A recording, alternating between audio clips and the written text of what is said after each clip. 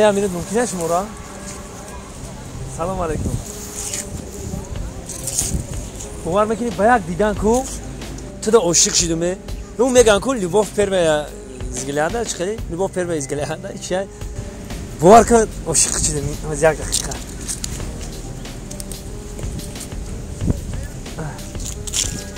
ممکن باشه داری باید یک سیر و گشت کنی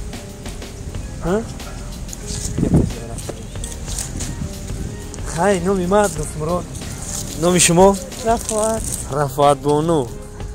این شناسایی شدم راستی گپ باری اول که دختر خشنوقتی همین ما خوردم هم دیدم تو چه حسیات در دلم پیدا شده که شما را گفتم یک دقیقه من خیلی جرأت ندارم یکم کسی بگم که یک دقیقه ممکنه یک شناس شم خیلی غیرت هم ندارم جرأت هم ندارم و شما را دیدم همین گپ گفتم که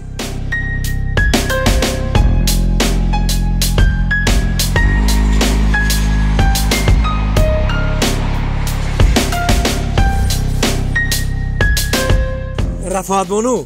ای خودت یک چیز پرسیدنی اومده بپرسم خفه نمیشین خیام پرسیدن جای عیبش نیست که مقصد که شما کاولر دارین آخه دوست داشته اون میگن که کاولر مقصد دیگه پیما که شما زنید نیسته نه ما زنید نیست خلاص تو یا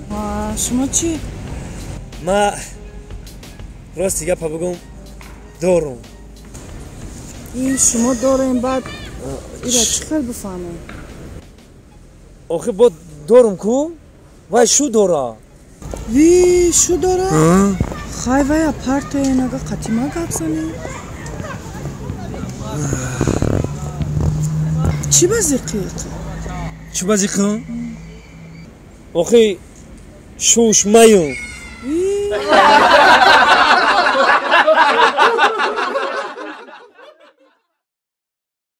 نام خیلی براشکا جان گوش کن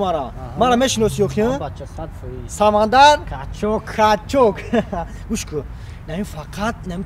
تراتورای مای خاتیما بگر نمی کات افروگر اینونی خوردن نمیمونی تنه من خیلی خراب آمو شاکو به دورو بقوت نمی خیلی فقط مرا ساماندار کاچوک میشناسی خیلی خاتیما درست بگر میفهمی که ما چکلی سگره وردس کویم هی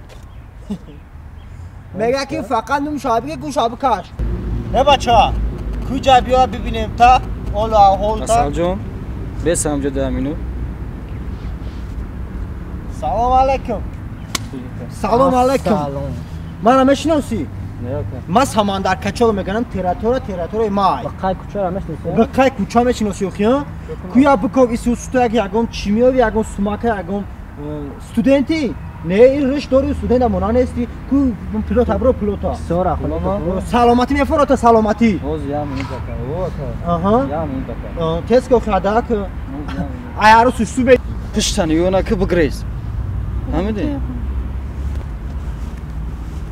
خب پشتن یونا که بگریز واردی واردی اکو خسارا پلدور نمیتوی بنده که اگر نیمان باشه پرام باشه براشکا رابطه واردی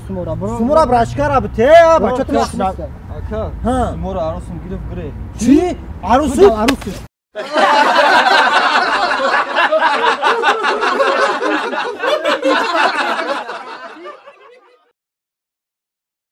هی بابا که همه چرا دارم کو فکر میکنم که همه چیزی روی دنیا را دارم تو چی؟ تا رنگ مایا خیلی که حیاتای حیات نمیشیده یا شعر بگو ای کوچولو موچولو هم پلی کولی چولو ساماندار لوپل السلام علیکم چخله جانی سلامتی خوبه براشکا جان چخله نشتگی ها نشتگی خوب ساماندار برو ما قطع جورم چک کنم اما نشتگی خوبه کور چخله بچه چول داری ای ساماندار دوستان نپرس خراب شده بچه ای فکر دوستان فکری چی با که همین چند سال سوال شد همین زن کفته همین موافق دلم نمیوم همین چند سال سوال شد میکنم نمیوم ده خلاصی گب یکم زنی باشه که همین سطر به معنی دخته باشه ده زنی خونگی باشه زنی خونگی یعنی که تو لب زن نگرفته ای نه اوخی دوستان بعد نکفتی آخه یگام بزرگ برای یگام مثلا توی برای بسیاری همی خیلی مثال زن میوی زنی با پدر با مادر دوستم همه جورا گشتم یگم جورا نمون کفتم نیفتم آخه زنی همین با موفق دلم نیفتم مالی همه همین زنی با پدرم دختری با پدر با مادر همین نمیفهمم که چی خیلی یوبم ده چی خیلی کنم اگه خیلی بگیم که تو نمیفهمی که زنی با پدر با مادر چی خیلیه زنی کوچگی چی خیلیه بله خیلی گوش که برادر عزیز بازار رفتی نیفتی نه دوستم نور رفتی نیفتی نه همین کجای رفتی نیفتی نه با غیری با نمیدونی که زنی با پدر با مادر چی خیلیه زنی کوچگی چی خیلیه انا گوش که دوستم یک توصیه میتونم یک توصیه به پل حسابی ما دوستم رحمت گوش که میدی جو یکی در اومده کو خوشرو اهمیت بده دخترا خوشرو اهمیت هم دخترا که شیشتاگی ان کو خوشرو اهمیت هم نگاه که همین کدام دخترا که رقص نکسای کو هنموش دختری میشیدنی ای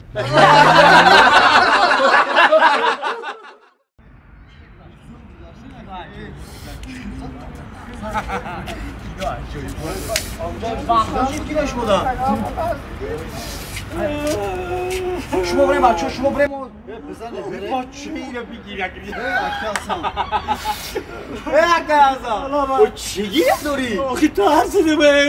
من این بود فیلمتم و چون کدام ترسیدم همون شعر نظرم زیباشتن قریبا اکرام بیرو براسینی من طریقه ترسیدم آخی بخوادش بپازم چی خیلی همه گیره ترسیدم بچه ترسیدم بچه شعر قریبا اکرام گیره داری بیرو برو یا پیامان شعر اکرازا Vai noi vai 3D aí 3D ai bhai na khoda mai kapa kalon ai 3D butar sai toba kad o shere na khoda ai sher butar sai wa nadrni ekran na chino ayo kuch ke ajivo ishni me tarsa mo adam ma aql dori o hayvon ay aql dora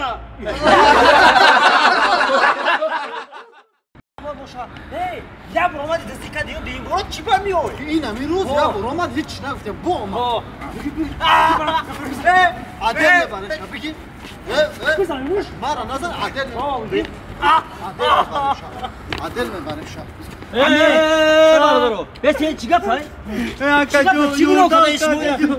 چی گفت همین آدم مگزین ما دزدید رو اومد یا برد رو اومد خیلی مالش یا بر مایلش این روزا دیم روزا آماده سازی کرده دیم بس گوش کنید بس یه بچه بس نذاری من وقت مگزین کار کردم بیا اول بفهمینم بچه بچه نذارینم بیچاره را به من داد بفهمونه چی گفت شگه من وقت مگزین چی کار کردم سوای سودو کار کردم بچه بیا زنان جای خروسوجا ولی پتر نکن مگزین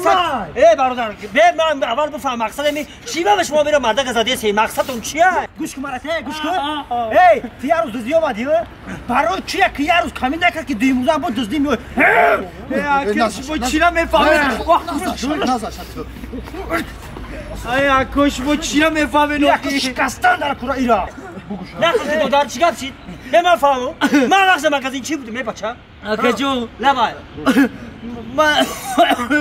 حساب زده زیالکا برای چی زده سنترا؟ من که بیارم ملیسا دا بتیم من اول بفهمم با ملیسا زنم اوخی مقصدشون چیه؟ چی برای چی ترا میزنن؟